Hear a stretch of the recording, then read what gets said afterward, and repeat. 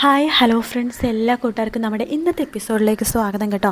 അങ്ങനെ മാഷും രാമനാഥനും കൂടി പോയിട്ട് വിനോദിൻ്റെയും സുജിത്തയുടെ വിവാഹത്തിൻ്റെ ഒരു വിവാഹ നിശ്ചയമൊന്നുമില്ല, നേരിട്ട് വിവാഹത്തിൻ്റെ ഡേറ്റ് കുറിക്കുകയാണ്. അപ്പോൾ അതിനുശേഷം അവർ വരുമ്പോൾ രാമനാഥൻ മാഷിനോട് പറയുന്നുണ്ട്, മാഷേ ഇനി വിവാഹത്തിന് ഒരാഴ്ച മാത്രമേ സമയമുള്ളൂ കേട്ടോ എന്ന് പറയുമ്പോൾ, ആഹാ രാമനാഥന് വിവാഹ ഭയം തുടങ്ങിയല്ലോ, വിവാഹം അടുത്തപ്പോഴേക്കും അത് ചെയ്യണം ഇത് ചെയ്യണം ടെൻഷനിൽ ഭയമായോ എന്ന് ചോദിക്കുമ്പോൾ, എനിക്കെന്ത് കാര്യം മാഷേ, ഞങ്ങൾ വീട്ടുകാരാ, ഞങ്ങൾക്കൊരു പ്രശ്നവുമില്ല, ഫോൺ എടുക്കുക ആൾക്കാരെയൊക്കെ വിളിക്കുക അതുമാത്രമേ ഉള്ളൂ.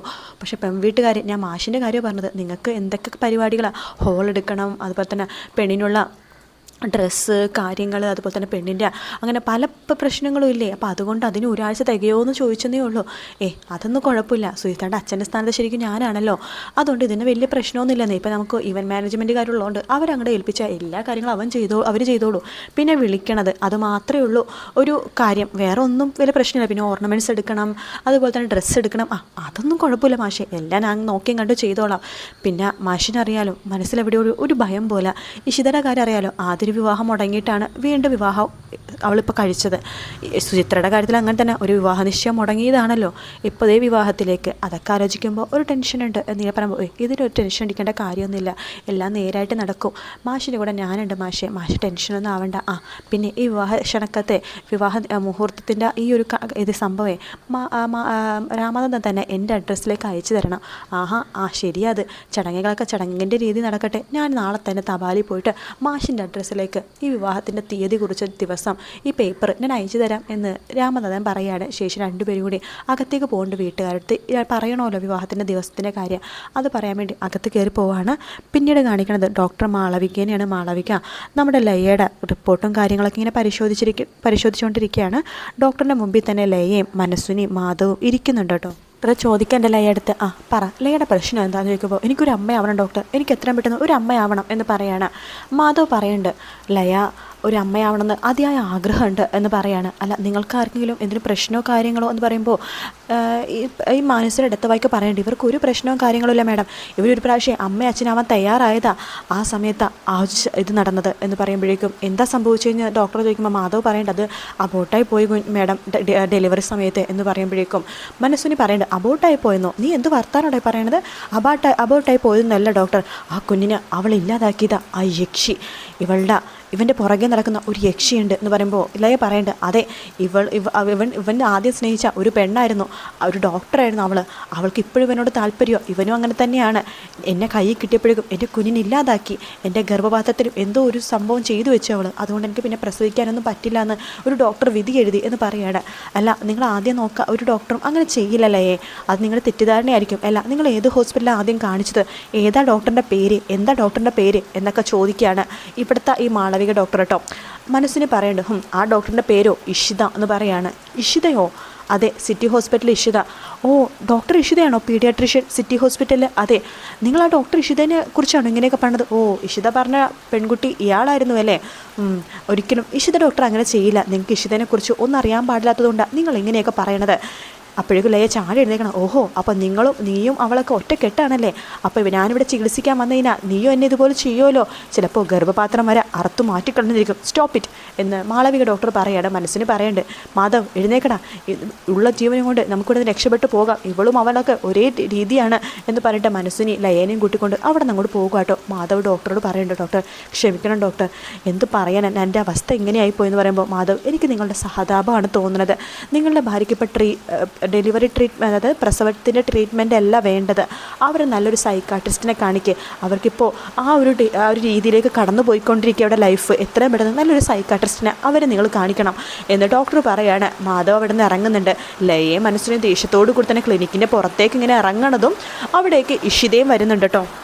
ഇഷിതനെ കാണുന്നത് ലയ ഓടിപ്പോവാണ്. എടി എന്ന് വിളിച്ചിട്ട് ഇഷിതയുടെ കഴുത്തിന് കയറി പിടിക്കാട്ടോ, വിട് എന്ന് ഇഷിത പറയുമ്പോൾ ലയ ബലത്തിൽ പിടിച്ചുകൊണ്ടിരിക്കുകയാണ്. നിന്നെ ഞാൻ കൊല്ലോടി എന്ന് പറയാണ്. അത് കണ്ടുകൊണ്ട് മനസ്സിന് കുറച്ചേരം അവിടെ നിൽക്കുന്നുണ്ട്. ശേഷം മനസ്സിനെ പിടിച്ചു മാറ്റാൻ നോക്കുന്നുണ്ട്. അവിടെയുള്ള ആൾക്കാരൊക്കെ അവരെ പിടിച്ചു മാറ്റുകയാണ്. പെട്ടെന്ന് തന്നെ ലയ കൈ വിടുന്നുണ്ട്. ഇഷിതക്കാണെങ്കിൽ ശ്വാസം മുട്ടിയാട്ടോ. ഇഷിത ചുമച്ചുകൊണ്ടിരിക്കുകയാണ്. അമ്മേ, ആ സ്വാമി പറഞ്ഞത് സത്യം തന്നെയാണമ്മേ, ഞാൻ എവിടെ ട്രീറ്റ്മെൻറ്റ് പോയാലും ചോരക്കുതിയായിട്ട് ഇവൾ വരുമെന്ന് കണ്ടില്ലേ എന്ന് പറയാണ്. അപ്പോഴേക്കും മാധവ് അങ്ങോട്ട് വരുന്നുണ്ട്. എന്താ അമ്മേ എന്തായി കാണിച്ചു കൂട്ടണമെന്ന് ചോദിക്കുമ്പോൾ, എടാ ദേ ഇവള് കണ്ടില്ലേ, ഇവളിവിടെ വന്നിരിക്കുക, നീ എന്തിനാണ് ഇവിടെ വന്നത് എന്ന് പറയുമ്പോഴേക്കും, എനിക്ക് എൻ്റെ പേഴ്സണൽ ആവശ്യത്തിന് ഞാനിവിടെ വന്നത് എന്ന് പറയാണ്. അത് കേൾക്കുമ്പോഴേക്കും മനസ്സിന് പറയണ്ടേ എന്താ ആവശ്യം?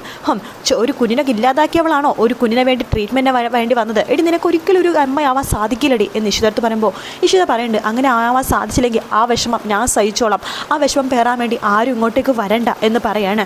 മനസ്സിനെ അവിടെ കൂടിയേക്കുന്ന ആൾക്കാർത്തൊക്കെ പറയുന്നുണ്ട്, നിങ്ങൾക്ക് എല്ലാവർക്കും അറിയണം, നിങ്ങളെല്ലാവരും അറിയണം ഇവളുടെ ശരിക്കുള്ള സ്വഭാവം. ഇവിടെ ഡോക്ടർ ഇഷിതയാണ്. ഇവളുടെ അടുത്തേക്ക് പാവം എൻ്റെ ഈ മോളുണ്ടല്ലോ മരുമകൾ ഡെലിവറിക്ക് വേണ്ടി വന്നതാണ്. ആ കുഞ്ഞിനെ അവൾ ഇല്ലാതാക്കി. കാരണം എന്താണെന്നറിയുമോ, ഇവൾക്ക് ദേ ഇവനെ വേണം, ഇവളുടെ ഭർത്താവ് മാധവിനെ.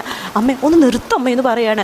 എല്ലാവരും അറിയട്ടേടാ, എന്നിട്ട് ഇവളും ഇവിടുത്തെ ഡോക്ടറൊക്കെ ഒറ്റക്കെട്ടാ എന്ന് പറയുമ്പോൾ മാളവിക ഡോക്ടർ അങ്ങോട്ടേക്ക് വരുന്നുണ്ട്. ഇഷ്ടത്ത് പറയുന്നുണ്ട്, ഡോക്ടർ ഇഷ്ട നിങ്ങളിങ്ങോട്ട് വാ.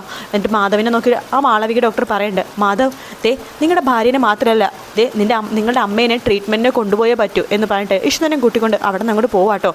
ശേഷം മനസ്സിന് പറയുന്നുണ്ട് മാധവിനോട്, എടാ നീ അവളെ നോക്കി വെള്ളമൊക്കെ കൊണ്ട് ഇവിടെ നിന്നോ, ഞങ്ങൾ പോകുക എന്ന് പറഞ്ഞിട്ട് ലയനെയും കൂട്ടിക്കൊണ്ട് മനസ്സിന് പോവുകയാണ്. മാധവിനാണെങ്കിൽ ആകെ ദേഷ്യം വരുവാണ്. എന്ത് ചെയ്യണമെന്ന് പറയാൻ മാധവ് ആകെ പ്രാന്ത് പിടിച്ചിരിക്കുക കേട്ടോ. പിന്നീട് മാളവിക അതുപോലെ തന്നെ ഇഷിതേനെയാണ് കാണിക്കുന്നത്. പറയണ്ടേ കണ്ടില്ലേ ഇതൊക്കെയാണ് പ്രശ്നം. ഓ എന്നാൽ ആ ചെറുപ്പക്കാരൻ മാധവ് അവനെക്കുറിച്ച് ആലോചിച്ചിട്ട് എനിക്ക് വല്ലാത്ത സഹതാപം തോന്നണം. എന്ത് ചെയ്യാനാണ് ഡോക്ടർ, ലയക്ക് വല്ലാത്ത തെറ്റിദ്ധാരണയാണ് എന്നെക്കുറിച്ച് എന്ന് പറയാണ്. എനിക്ക് വല്ലാത്ത വിഷമമുണ്ട്, അവരിന്നിവിടെ വരുന്നുണ്ടെങ്കിൽ ഞാനൊരിക്കലും ഇന്ന് വരില്ലായിരുന്നു എന്ന് പറയാണ്. എടോ അത് താൻ വീട്, അവർ ട്രീറ്റ്മെൻറ്റ് ചെയ്യാതിരിക്കണതാണ് നല്ലത്. കാരണം എന്താണെന്ന് വെച്ച് കഴിഞ്ഞാൽ ഇങ്ങനത്തെ അതായത് എന്നെ അവർക്കൊരു വിശ്വാസമില്ല, അവർക്കൊരു കുഞ്ഞ് അത് മാത്രമാണ് ആവശ്യം. ചികിത്സിക്കുന്ന ഡോക്ടറെ വിശ്വാസമില്ലാത്തവർ ചെയ്തിട്ട് എന്ത് കാര്യമുള്ളത്? എനിക്കും ആ കേസ് എടുക്കാൻ വലിയ താല്പര്യമൊന്നും തോന്നിയില്ല എന്ന് പറയുമ്പോഴേക്കും ഇഷിത പറയുന്നുണ്ട്, എനിക്ക് കുഞ്ഞിനുണ്ടായെങ്കിലും കുഞ്ഞില്ലെങ്കിലും അവൾക്കൊരു കുഞ്ഞ് വേണം ലയക്ക്. അവളുടെ മാനസികാവസ്ഥ ആ ഒരു അവസ്ഥയിലാണ്. അതറിയാവുന്നത് കൊണ്ട് തന്നെയാണ് ഇത്ര നല്ലൊരു ഡോക്ടറായ മാളവിക ഡോക്ടറെ തന്നെ അവൾക്ക് ഞാൻ പറഞ്ഞയച്ചത്. എനിക്ക് ആകെ ഒരു കാര്യത്തിലെ വിഷമമുള്ളൂ, അവൾക്ക് ട്രീറ്റ്മെൻറ്റ് കിട്ടിയില്ലല്ലോ എന്നാലോചിച്ചിട്ട് എനിക്ക് വിഷമമുള്ളൂ. അതൊന്നും സാരില്ല, ഞാൻ മാത്രമല്ലല്ലോ ഡോക്ടറായിട്ടുള്ളൂ, വേറെ ഒരുപാട് നല്ല ഡോക്ടർമാരുണ്ട്, അവിടെ പോയിട്ട് ചികിത്സിക്കട്ടെ. അവർക്കൊരു കുഞ്ഞ് വിധിച്ചിട്ടുണ്ടെങ്കിൽ അവർക്ക് ആ കുഞ്ഞ് കിട്ടും. പിന്നെ നമുക്ക് നമ്മുടെ കാര്യം നോക്കാം. ഇഷിത ഇന്ന് നമുക്കൊരു കാര്യം ചെയ്യാം, സ്കാൻ ചെയ്താലോ? ഇന്നൊരു സുഖമില്ല ഡോക്ടർ. താൻ എന്താടോ ഇങ്ങനെ?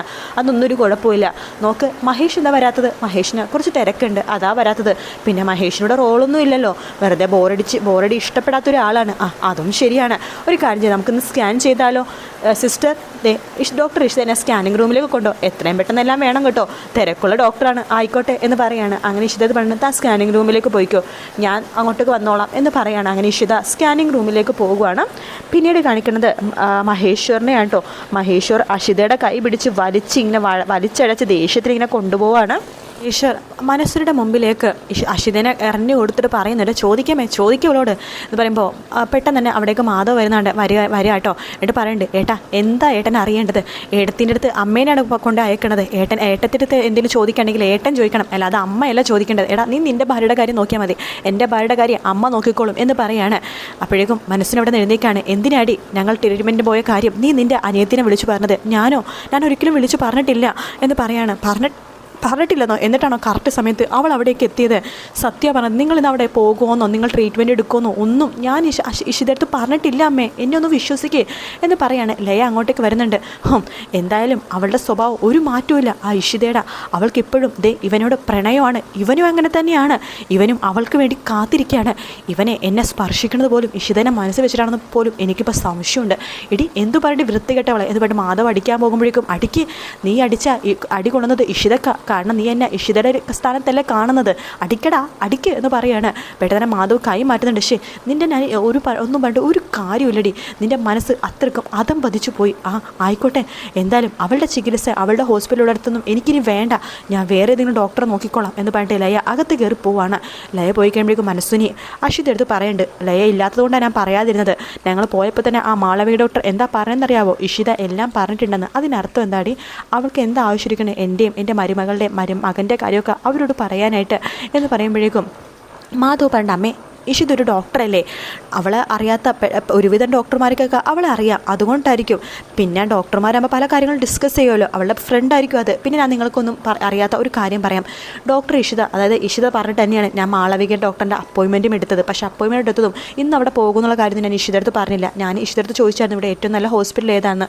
അവളാണ് മാളവിക ഡോക്ടറിൻ്റെ കാര്യം പറഞ്ഞത്. ഞാൻ നോക്കിയപ്പോഴേക്കും അത് നല്ല ഡോക്ടറാണെന്ന് എനിക്ക് മനസ്സിലാവുകയും ചെയ്ത്, അതുകൊണ്ട് അപ്പോയിൻമെൻറ്റ് എടുത്തത് എന്ന് പറയാണ്. അല്ലാതെ ഇഷിതനെ ഈ കാര്യത്തിൽ ആരും വലിച്ചിടണ്ട എന്ന് പറഞ്ഞിട്ട് മാധവ് അവിടെ നിന്ന് പോകുക കേട്ടോ.